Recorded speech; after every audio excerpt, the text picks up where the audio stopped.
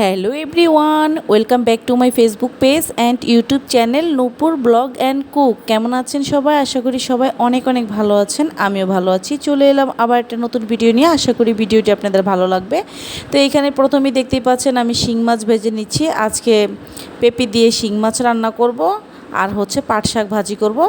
তো এই যে এখন ফোড়ন দিয়ে দিচ্ছি আর মাছটা ভাজা হয়ে গেছে। পেঁপেটা আমি একটু হালকা সিদ্ধ করে নিয়েছি। এখন এর মধ্যে হলুদ, মরিচ, লবণ, ধনিয়া দিয়ে ভালোভাবে একটু পানি দিয়ে কষিয়ে নিব। কষে গেলে তারপর এর মধ্যে আবার বেশি করে জল দিয়ে দিব। আর এর মধ্যে আমি পেঁয়াজ, শুকনা মরিচ ভালোভাবে ভেজে নিচ্ছি। তারপর এর মধ্যে যে পাট শাকটা যে আমি কুচি করে রেখে দিয়েছি, পাট শাকটা এর মধ্যে আমি দিয়ে দিব।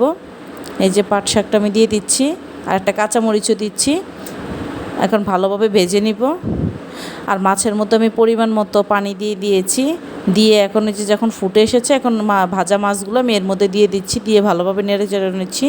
আর এর মধ্যে শাকটাও ভালোভাবে ভেজে নিচ্ছি। আর এর মধ্যে বলে রাখছি, যারা ইউটিউব চ্যানেল থেকে এই মুহূর্তে আমার ভিডিওটি দেখছেন, প্লিজ প্লিজ প্লিজ আমার ইউটিউব চ্যানেলটি সাবস্ক্রাইব করে দিবেন আর সাথে থাকা বেল আইকনটি ক্লিক করে দিবেন, যাতে করে আমি নতুন কোনো ভিডিও আপলোড করলে আপনাদের কাছে সাথে সাথে নোটিফিকেশন পৌঁছে যায় আর আমার চ্যানেলে ভিডিওটা আপনারা দেখে নিতে পারেন।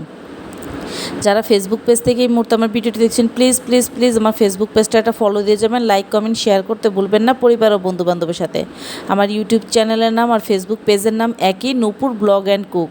যারা জানেন না তাদের সুবিধার্থের জন্য আমি বলে দিয়েছি। যারা ফেসবুক থেকে এই মুহূর্তে আমার ভিডিওটি দেখছেন, চাইলে ইউটিউব চ্যানেলে গিয়ে আমার চ্যানেলটি সাবস্ক্রাইব করে দিতে পারেন।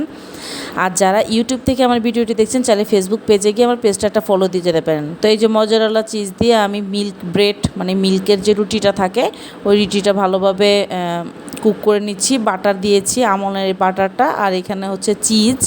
তো এখন চিজ দিয়ে আর বাটার দিয়ে আমি ভালো করে খোলাতে বাটার দিব, প্যানে বাটার দিয়ে তারপর ভিতরে চিজ দিলাম, দিয়ে এখন ভালোভাবে ভেজে নিব। এটা সন্ধ্যার নাস্তা আমাদের। এরকম আমি একসময় অনেক রান্না করা হতো। এখন তো বাচ্চা ছোট, এই কারণে ঘরে তেমন একটা নাস্তা আমার তৈরি করা হয় না। বেশিরভাগ ক্ষেত্রে বাহির থেকে খাওয়া হয় বা বাহির থেকে এনে কিছু খাওয়া হয়। আগে আমি বাসায় অনেক কিছু এরকম বানাতাম, চিজ দিয়ে পিৎজাও বানাতাম। তো এখন আর এটা হয় না। ছোট দুটা বেবি হয়ে গেছে, তো তো এই কারণে যাদের ছোট দুইটা তিনটা বেবি আছে, তারাই একমাত্র বুঝতে পারে কতটা যন্ত্রণা দুইজনকে কন্ট্রোল করা। একদম রেফারির মতো আমার করতে হয়। তো এই যে একটা প্যাকেটের মধ্যে 10 পিস রুটি থাকে, এক পিস আমার ছোটো ছেলে নিয়ে গেছে, তো আরেক পিস ভেঙে আমি মাঝখান দিয়ে চিজ দিয়ে দিয়েছি। আর এই যে এখানে হচ্ছে 4 পিস, আর ওই ছোটো পিসটা আমার বাবাকে দিয়েছে খেতে, কারণ উনি তো আসলে বাহিরের খাবার তেমন একটা খেতে পারে না, উনি অসুস্থ থাকে বেশিরভাগ সময়। তো এই যে আমি আপনাদের সাথে শেয়ার করছি একটা ভালোভাবে। আর এর মধ্যে একটু খুলে দেখাচ্ছি যে চিজটা কীরকম। চিজটা আরও বেশি দেওয়া দরকার ছিল। তো আজকের ভিডিওটি এই পর্যন্ত। Thank you for watching.